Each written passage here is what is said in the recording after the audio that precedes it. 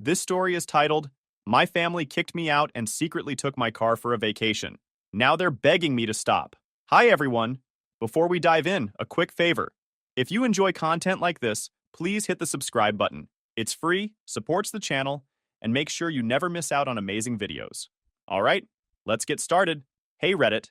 So, growing up in my family wasn't exactly like your typical sitcom family, where everyone has each other's backs. My dad, Alan, and my older brother, Jason, weren't just entitled, they were masters at it. Like, they had it down to an art. My mom, Linda, wasn't much help either. She just went along with whatever they did, no matter how messed up it was. Her favorite line was always, "That's just how they are," as if that was some magical excuse to let them do whatever they wanted. Alan's entitlement started way before I was born. He always acted like the world owed him something, and apparently having kids was just a way to get more people to do stuff for him. He told me once about how his parents never said no to him growing up. If he wanted something, he got it. No questions asked. He liked to say that's how families should work, but what he really meant was everyone should do what I want, or else. Jason was basically a carbon copy of Alan, just younger and more smug about it. If Alan said something, Jason was right there backing him up, like a little mini sidekick. He didn't just inherit the entitlement, he leveled it up. He'd make fun of me for being too sensitive whenever I tried to stand up for myself. If Alan took my stuff, Jason would laugh and tell me to stop being dramatic. They were like a two-man wrecking crew for my sanity. I can't even count how many times they just took my stuff because they thought it was theirs by default. One time, I spent weeks saving up for a new laptop. I needed it for school, and I was so proud when I finally bought it. Literally, 2 days after I got it, Jason grabbed it and started installing all these games. I told him to give it back, and he just said, "Relax, you're not even using it right now." Alan chimed in, "He's your brother. Let him borrow it." Borrow? Yeah, right. I never saw it again without Jason's greasy fingerprints all over the screen. This was my life with them. Alan would take whatever he wanted, and Jason would back him up like it was his duty. And Linda? She just stayed out of it, shrugging and muttering about how boys will be boys. No one ever had my back. I learned early on that if I wanted something, I had to keep it hidden or make it so they couldn't touch it. By the time I turned 18, I knew I had to get out of there. Living under their roof was suffocating. Every day was a reminder that nothing was mine. Not my stuff, not my time, not even my peace. I started saving every penny I could from my part-time job at a local hardware store. That's how I ended up with a 1998 Honda Accord. It wasn't much to look at. It had rust spots, a cracked taillight, and the engine sounded like it had a smoker's cough, but it was mine. I spent months fixing it up. Every paycheck went toward parts and repairs. New tires, a tune-up, replacing the battery, you name it. I did it. I wasn't just fixing a car. I was building my escape plan. Of course, Alan and Jason didn't see it that way. To them, the Accord wasn't my hard-earned ticket to freedom. It was just another thing they could use whenever they felt like it. I tried to set boundaries, but they didn't care. Jason took it the first time without even asking. I came home from work, and the car was gone. I freaked out and started calling everyone, only for Jason to stroll in hours later, like nothing happened. He tossed me the keys and said, "Relax, I just took it for a spin." Alan backed him up, of course. "It's just a car," he said. "Don't make a big deal out of it." Things got worse from there. Every time I turned around, the car was gone again. They didn't even bother asking most of the time.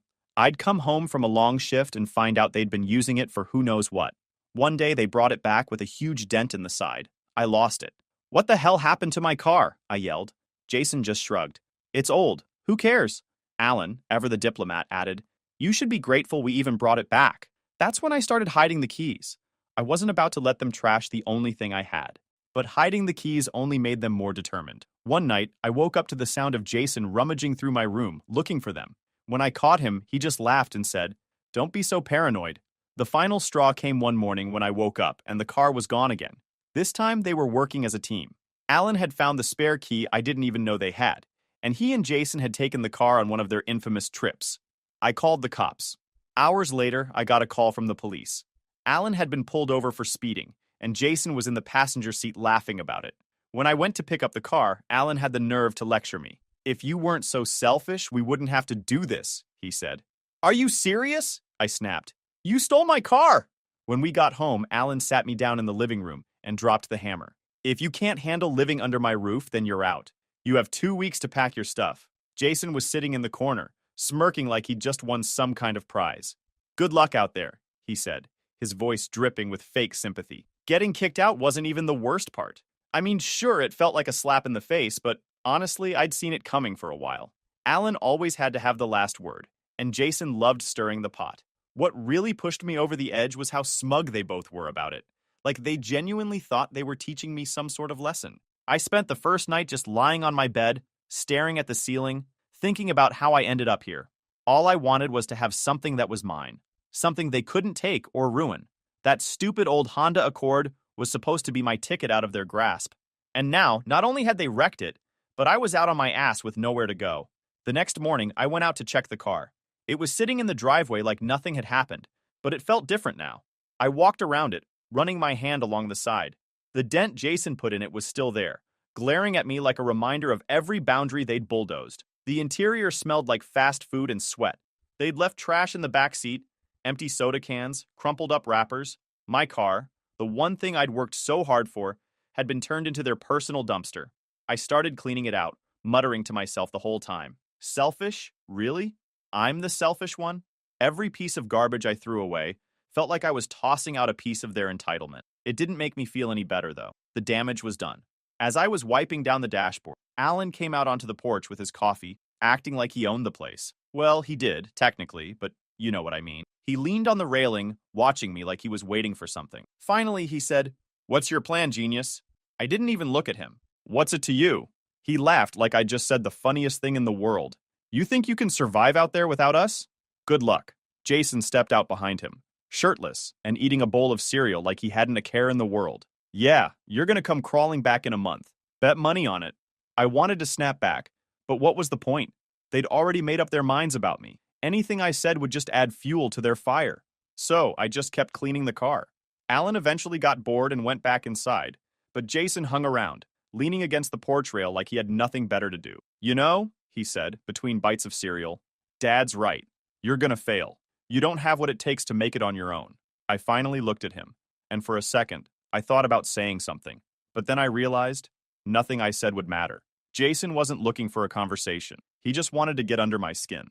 So, I slammed the car door shut and walked back into the house to pack. Packing was weirdly emotional. I didn't have a lot, but every little thing I owned felt like a battle I'd won. Clothes, books, my tools, all of it had a story. Most of those stories involved me working my ass off to buy or fix something, only for Alan or Jason to dismiss it as nothing special. I stuffed everything I could into a couple of duffel bags and a toolbox, but it still didn't feel like enough. What was I even going to do? I had no real plan. I couldn't afford an apartment, and I wasn't about to couch surf with relatives who'd just parrot Alan's crap back at me. But one thing was clear. I wasn't staying here another second longer than I had to. Loading up the car felt like the first real step toward freedom, even if I had no idea where I was going. I threw my bags in the back seat and checked the glove compartment for my savings. I had a couple $100, enough to get me by for a little while, but not much longer than that. For a split second, I thought about going back inside. Maybe if I swallowed my pride and apologized for what, exactly? For standing up for myself? I shook my head and started the car. There was nothing left for me here. As I pulled out of the driveway, I felt a weird mix of relief and fear. Relief that I was finally getting away from them, but fear of what came next. Where was I going to sleep tonight? What if the car broke down? What if they were right, and I couldn't do this on my own? I drove aimlessly for a while, just trying to clear my head. Eventually, I ended up in the parking lot of a grocery store. I parked in the far corner, away from everyone else, and just sat there for a while.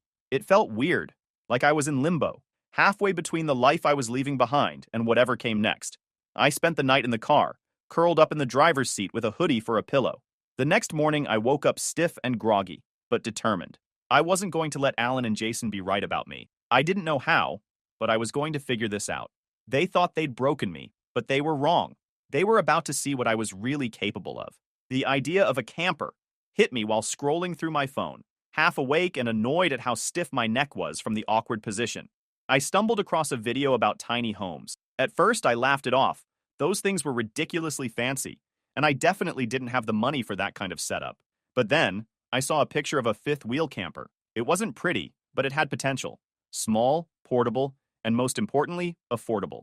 That's when it clicked. A camper wasn't just a place to crash. It was freedom. I spent the next few days diving into online listings. It became an obsession. Every break at work, every quiet moment in the car, I was scrolling through Craigslist and Facebook Marketplace, trying to find something that wouldn't drain my bank account completely. Most of the listings were way out of my price range, like $20,000 for something that looked like it belonged on a reality show. But then I found it, a 2001 Keystone Cougar fifth wheel. The pictures weren't great, but I could tell it had good bones. It was just old enough to be cheap but sturdy enough to last. The guy selling it, Sam, was asking for $3,500, which was still a stretch for me, but I figured I could negotiate. A few days later, I was driving out to meet Sam at his property, which was about 45 minutes from where I was staying, or, well, parking. "The Cougar's over here," he said, leading me around the side of the house. There it was, sitting on a patch of overgrown grass like it had been forgotten about for a while. The paint was faded, and there were a few dents along the side, but it looked solid. "She's a little rough around the edges," Sam admitted, "but the plumbing works and the roof doesn't leak. Tires are new too." I walked around it, checking every detail.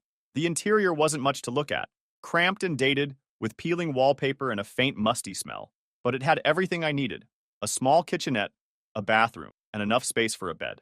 "How firm are you on the price?" I asked, trying to sound confident even though my stomach was doing flips. Sam scratched his chin, thinking it over. "Tell you what, if you can haul it out of here this week, I'll knock it down to $3,000. It was still a lot of money, but I couldn't pass it up. "Deal," I said, shaking his hand. The next hurdle was figuring out how to actually tow the thing.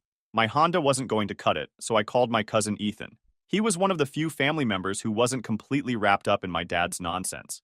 Ethan was the kind of guy who always had a solution, usually involving tools, a truck, or both. When I told him what I was up to, he didn't even hesitate. "Bring your car over, and we'll figure it out." Ethan's place was about 20 minutes outside town, on a chunk of land big enough to house his collection of old trucks and project cars. He'd been working on cars since high school, and his garage was a mechanic's dream. When I pulled into his driveway, he was already outside, wiping his hands on a rag. "So, you're really doing this, huh?" he said, grinning as he leaned against the hood of his truck. "Yeah," I said. "I've got to get out of here. This is the only way I can afford my own space." He nodded, like he got it completely. "All right, let's see what we're working with." We spent the rest of the afternoon rigging up his truck to tow the camper. Ethan had a knack for making things work, even if it meant bending a few rules. By the time we were done, his truck was ready to haul, and I was starting to feel like this might actually happen. "You can park it here if you need to," Ethan said as we wrapped up. "I've got plenty of space, and it's not like your dad's gonna show up here." "Thanks," I said, relieved. "I owe you big time." The next day, we drove out to Sam's place to pick up the camper. Towing it back to Ethan's property was nerve-wracking. I kept glancing in the mirrors, half expecting something to go wrong. But we made it without a hitch. The first night in the camper was surreal. It wasn't fancy, far from it. I slept on an old mattress that smelled vaguely of mildew, surrounded by peeling wallpaper, and a tiny sink that dripped if you didn't turn it off just right. Over the next few days, I started fixing it up. I scrubbed every surface, patched a small hole in the floor, and added some cheap string lights I found at the dollar store. Ethan helped me hook up a water supply, and I managed to find a used propane tank for the stove. It wasn't much, but it was starting to feel like home. I thought moving would give me some peace, but of course Alan and Jason couldn't leave well enough alone. I didn't tell them where I was staying, but news travels fast in my family. I guess someone mentioned my setup to them, probably thinking they were making polite conversation. Next thing I knew, they were back in my business. A couple of days later, Ethan came to the camper while I was working on patching up the roof. "You got company," he said, pointing toward the driveway. I climbed down the ladder and spotted Alan's beat-up truck pulling in, with Jason riding shotgun. "Great," I muttered, wiping my hands on my jeans. "What do they want now?" Alan got out first, acting like he owned the place. Jason followed, his usual smug expression plastered across his face. They didn't even say hi. Alan just walked right up to the camper, looking it over like he was appraising it. "Nice setup you've got here," he said, his tone dripping with fake politeness.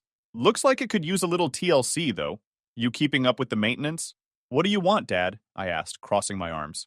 Alan smiled, but it wasn't friendly. "We've been talking, and we think it's time you showed a little gratitude. Let us take the camper out for a weekend. It's not like you're doing anything important with it." Jason jumped in before I could answer. "Yeah, it's just sitting here. You can live without it for a couple of days." I could feel my blood pressure rising, but I took a deep breath before responding. "This is my home. I'm not lending it to you." Alan's face hardened. "You're being ridiculous. We're family. Families help each other out." "Funny how that works," I shot back, "because the only time you want to help is when it benefits you." Jason rolled his eyes. "Here we go again. Always the victim, aren't you?" I ignored him and focused on Alan. "You've taken enough from me. The answer's no. Ethan, who'd been watching from a distance, decided he'd heard enough. He walked over and stood next to me, crossing his arms. You heard him, Ethan said. No means no. Alan glared at Ethan like he was some kind of traitor. This doesn't concern you. Ethan smirked. It does when you're on my property. For a moment, I thought Alan was going to blow up, but instead he shook his head and muttered, Unbelievable. He turned to Jason. Come on, we're leaving. You're going to regret this, he said as they drove off. I wish I could say that was the end of it, but of course it wasn't. A few days later, I started getting calls and texts from family members. Alan and Jason had been busy spinning their version of the story. According to them, I was being selfish and ungrateful, refusing to help out my poor dad who just wanted a nice weekend away. Why can't you just let him borrow it? One of my aunts asked over the phone. It's not like you're using it for anything important. It's my home, I replied for what felt like the 100th time. Would you let someone take your house for the weekend? That's not the same, she argued. He's your father. Exactly. That was the problem. The calls didn't stop. Everyone had an opinion, and most of them weren't on my side. I started ignoring my phone altogether. Ethan tried to cheer me up by joking about how Alan and Jason were like a bad movie villain, always plotting their next move. It was funny at first, but the constant pressure was wearing me down. The breaking point came when they showed up again. I was sitting outside, enjoying a rare moment of peace, when I heard the rumble of their truck coming up the driveway. I groaned. You've got to be kidding me.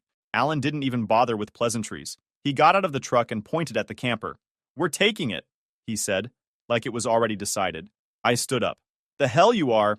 Jason leaned against the truck, smirking as usual. We figured we'd give you a chance to do the right thing, but clearly you're too stubborn for that. Ethan came out of the garage, wiping his hands on a rag. You're not taking anything, he said, his voice calm but firm. Unless you want me to call the cops.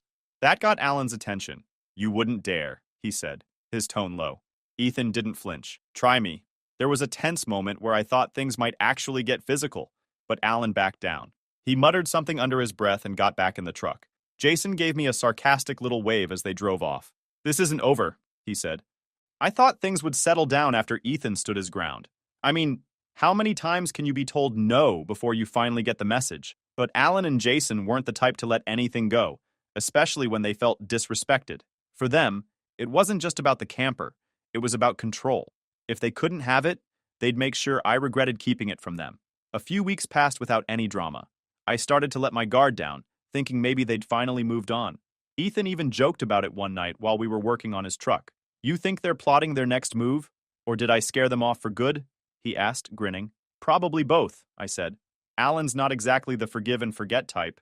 I should have known better than to assume the quiet meant anything good. Turns out they were just waiting for the right moment. It was late, maybe 2 or 3 a.m., when I woke up to the sound of something outside.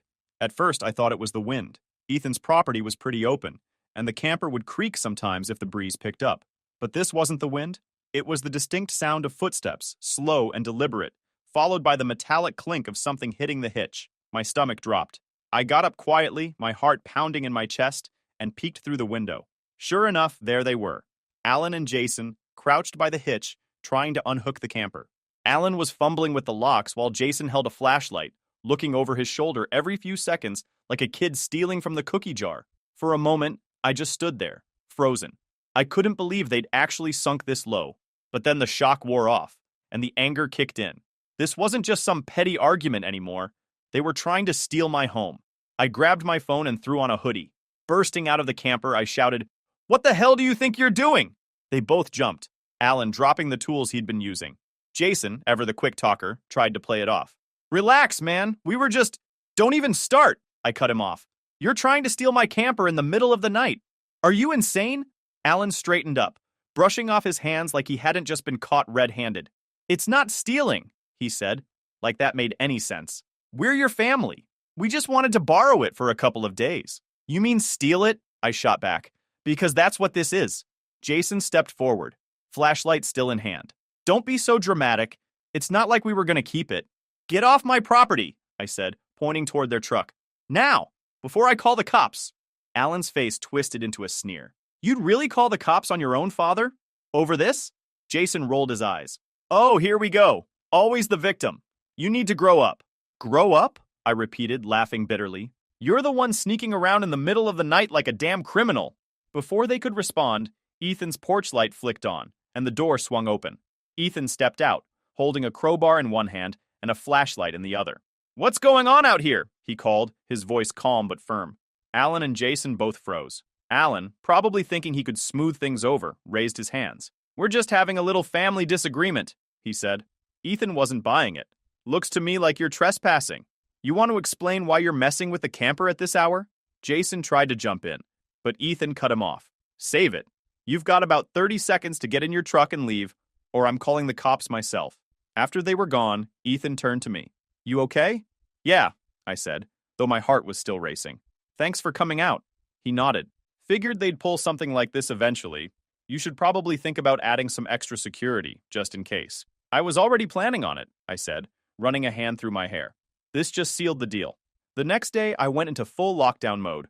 I bought motion sensor lights and heavy-duty locks for every part of the camper that could be accessed. I even found a GPS tracker online that I could attach to the undercarriage. If they ever managed to move the camper, I'd know exactly where it went. Ethan helped me install everything, and by the time we were done, the camper looked more like a fortress than a home.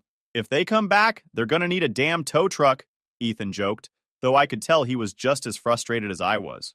Alan and Jason didn't try anything for a while after that, but the damage was already done. Every little sound outside made me suspicious, and I started checking the locks obsessively. It wasn't just about the camper anymore. It was about feeling safe, and they'd taken that from me. The real showdown came at the family barbecue. Ethan had offered to host it that year, and I figured it was a good chance to reconnect with some of the less dramatic members of the family. I parked the camper off to the side of his property, far enough from the main area to give myself some space, but close enough to keep an eye on it. Things were going well at first. I caught up with a few cousins, played a game of cornhole, and even managed to laugh a little. For a moment, it felt like maybe we could all just have a normal day without any drama. And then Alan showed up. He didn't waste any time. The moment he saw the camper, his face twisted into a scowl, and he made a beeline for me. Jason was right behind him, smirking like he couldn't wait to watch the fireworks. "You really brought it here?" Alan said, loud enough for everyone to hear. "You couldn't let your old man borrow it, but you'll drag it out here to show off?" I sighed, already exhausted by the conversation. "It's my home, Dad. I'm allowed to take it wherever I want."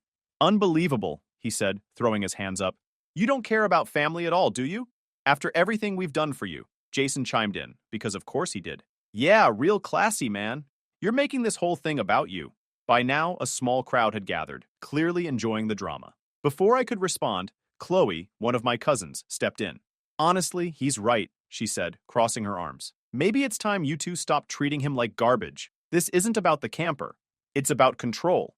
And everyone here knows it." Alan turned bright red, and Jason looked like he'd been slapped. The rest of the family stayed quiet, which was probably the best thing they could have done. Alan muttered something about how no one respected him anymore and stormed off, Jason trailing behind him. I didn't win any popularity points that day, but I didn't care. For once, someone had called them out, and it wasn't just me standing there alone. The next morning, we hitched the camper to Ethan's truck and moved it closer to the garage. It wasn't as picturesque as the spot by the trees, but it was safer. Ethan also helped me install a new motion sensor light that covered the entire driveway. If Alan and Jason tried to come back, they'd be lit up like a Christmas tree. I also decided to take things a step further. Using the GPS tracker I'd installed earlier, I set up an alert system on my phone. If the camper moved more than a few feet without me knowing, I'd get an instant notification. It wasn't foolproof, but it was better than nothing. Alan and Jason didn't show up again after that, but I knew it was only a matter of time. They'd made it clear they weren't going to let this go, and I wasn't about to back down. This wasn't just about the camper anymore. It was about standing my ground. For once in my life, I wasn't going to let them take something from me. As I sat in the camper that night, surrounded by the soft glow of the string lights I'd put up, I felt a strange mix of exhaustion and determination. They could try all they wanted, but this was my home, and I wasn't going to let them take it without a fight. For a while, things stayed quiet. Alan and Jason must have realized that showing up uninvited wasn't going to work anymore, especially with Ethan ready to shut them down the second they tried something. But knowing them, I couldn't shake the feeling that they were planning something. They never really let things go. They just waited for the next opportunity. And that opportunity came when I had to leave town for work. It wasn't anything major, just a couple of days helping out at another branch of the company I worked for. Before I left, I triple-checked everything. The camper was locked up tight, the GPS tracker was set, and Ethan promised to keep an eye on things while I was gone. I even joked with him about needing a security detail. "Don't worry," he said, smirking. "If they try anything, I'll handle it." I didn't think they'd have the guts to try again, especially after the mess they've been causing. The first night I was away, I got a notification on my phone from the GPS tracker. At first, I thought it was a glitch. Maybe a strong wind had jostled the camper, or a curious animal had triggered the motion sensors. But when I opened the app and saw the live location, my stomach dropped. The camper was moving. I stared at the screen, trying to process what I was seeing. It wasn't just moving a little, it was cruising down the highway, heading away from Ethan's property. I called Ethan immediately. "Hey, did you move the camper?" I asked, my voice shaking. "What? No," he said, sounding confused. "Why?" "Because it's gone," I said. "The GPS says it's halfway to town." There was a brief silence on his end, followed by a sharp curse. "That son of a... It's got to be your dad." I called the police right away. Trying to explain to the dispatcher that my dad had stolen my camper wasn't exactly easy. She asked for proof of ownership, and I told her I had the title and the GPS logs to back it up. She said they'd send officers to intercept the vehicle and advise me not to confront him myself, as if that was even an option. I wasn't anywhere near the camper. Meanwhile, Ethan wasn't waiting around. "Send me the GPS location," he said. "I'm heading out now." I gave him the coordinates and then sat there, staring at my phone, helpless and furious. Alan and Jason had really done it this time. Stealing my car was one thing, but this was on another level. It didn't take long for Ethan to catch up with them. He called me as soon as he spotted the camper. "They're on Old Mill Road," he said. "I'm staying back until the cops get here, but I can see them clear as day. Your dad's driving and Jason's riding shotgun." "Figures," I muttered. "Just keep an eye on them." A few minutes later, the police arrived. Ethan stayed on the line, describing everything as it happened. The officers pulled Alan over just as he was turning into his driveway. Ethan parked nearby, watching as the situation unfolded. "They're talking to him now," he said. "Your dad's trying to argue, but they don't look like they're buying it." I felt a small surge of satisfaction hearing that. Alan had always been good at talking his way out of trouble, but this time, he'd gone too far. The call ended when Ethan said he'd head back after the situation was under control. By the time I got back into town the next day, Alan had already been arrested. Jason wasn't charged. He wasn't the one driving, but he'd apparently thrown a fit when the police took Alan away. When I went to the station to provide my statement, the officer handling the case was surprisingly understanding. "You're sure you want to press charges?" she asked. "This is your father, after all." "Yes," I said without hesitation. "He's been crossing lines my whole life, and I'm done letting him get away with it." Alan pled guilty a few weeks later. He avoided jail time, but he was slapped with a hefty fine and ordered to pay restitution for the trouble he caused. I heard through the family grapevine that he was furious about the whole thing, but I didn't care. I was done listening to his excuses. Jason, meanwhile, sulked in the background, acting like the victim in all this. He even tried to call me once, but I didn't bother picking up. The rest of the family was divided. Some thought I'd gone too far, that I should have just let Alan borrow the camper and avoided all the drama. Others, like Chloe, said it was about time someone stood up to him. For the first time, I didn't really care what any of them thought. I was finally free from their nonsense, and that was all that mattered. With Alan and Jason out of the picture, I decided it was time to hit the road. I'd been saving up, and I finally had enough to make a fresh start. Ethan helped me make sure the camper was road ready, and we even installed a few extra security measures just in case. "You're really leaving, huh?" Ethan said as we hooked up the camper to my truck. "Yeah," I said. "It's time." He nodded. "Well, don't be a stranger. And if Alan or Jason tries anything, call me. I'll take care of it." I laughed. "Thanks, man, for everything." Driving away from Ethan's property felt surreal. For the first time in my life, I wasn't just running from something, I was running towards something. I didn't know exactly where I was going, but that didn't matter. What mattered was that it was my decision. I spent the first few nights parked at a campsite just outside town, getting used to life on the road. It wasn't glamorous, but it was peaceful. I'd sit outside the camper at night, looking up at the stars and feeling more at ease than I ever had before. One evening, as I was sitting by a small campfire, I thought about everything that had led me here. Alan, Jason, the family drama. It all felt so far away now. For the first time, I wasn't just surviving. I was living, totally on my own. Ties completely cut with my parents and brother. And that was my closure.